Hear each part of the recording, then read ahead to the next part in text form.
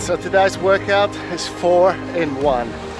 You start with cardio aerobic, just alternating single arm swings. So from one hand into the next, back into your hip hinge, and you just keep doing that for as long as you can. 4 minutes. Aerobic means that you need to be able to maintain it. So your heart rate is about 120, 130, 140. You need to be able to maintain those full 4 minutes. Then from there you go 2 minutes rest. Then you go 4 minutes in strict press. So that's your strength. Strict press means your hips are locked out, your knees are locked out, your ankles are not moving, everything is locked out. You're just not using any momentum at all. Press that weight fully overhead, elbow locked out, and then slowly lower it. And you can switch at will. That means if you're doing 2 on one side and 2 on the other, it's all good.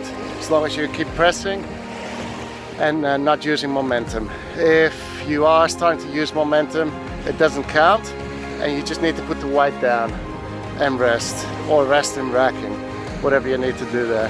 Then it's another 2 minutes of rest. Then we get in cardio and aerobic, which means you can't maintain the exercise for longer than a short period of time. So with your first one, with the swings, you were able to do that for a long period of time. Your grip will probably go, or your glutes will go before anything. It's not your cardiovascular system that goes, so you're able to keep breathing. With this one, the squat and hang snatch, you get into that anaerobic zone pretty quickly. So you're doing 8, 10 or 12 reps a minute. If you're really super fit, you can do 12. If you're just starting out, you do 8 reps. If you're in between, 10 reps. You do that for 8 minutes, EMOM. So that means you do that set every start of the minute. Then if you finish that in 30 seconds, great. You finish till the next minute comes. If it takes you 45 seconds, well, then you only got 15 seconds to rest. If you do it in 55, you only got 5 seconds to rest. So the quicker you do it, the more you can rest. Now, if you're not able to maintain that pace at all, if you're not able to do those reps at all within 1 minute, well, then you really need to cut it down. You need to go to 6 or whatever you need to do.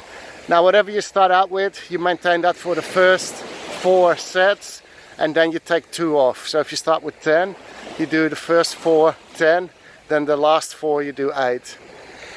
You do 1 arm, so you got 1 bell, probably 16 kilos is recommended. You do 1 side, and then on your next minute you do your other side. 8 minutes in total.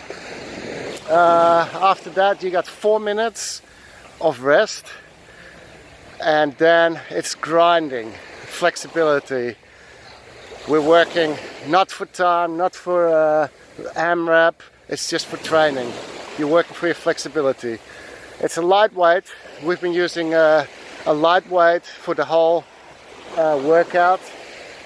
So you should be able to use that same weight for the exercises that you're going to do in the last task, which is alternating windmill.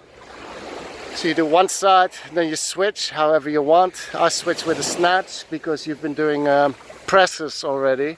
So your shoulders are pretty gassed. So you want to use your legs and momentum. So snatch in between. I want to alternate so that your body keeps moving, and you have to adjust every time your feet. So 10 of those. So left, right equals 2. Then you do 10 alternating reverse overhead lunges. So overhead reverse lunges. Again, you can switch as you want. I switch with the snatch. Just makes it easier. It's a lightweight. Don't go fast. As I said, the last one is grinding. It's all about technique, slow, and flexibility.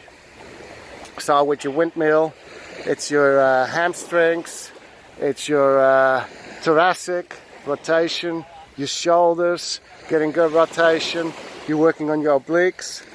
With your overhead reverse lunge, you're working your hip flexors and your shoulders as well. So these are really good exercises. You finish with that. You do 3 to 5 rounds Depends on how much time you have and how much you want to spend on it. Hope you enjoyed this workout. See you next time.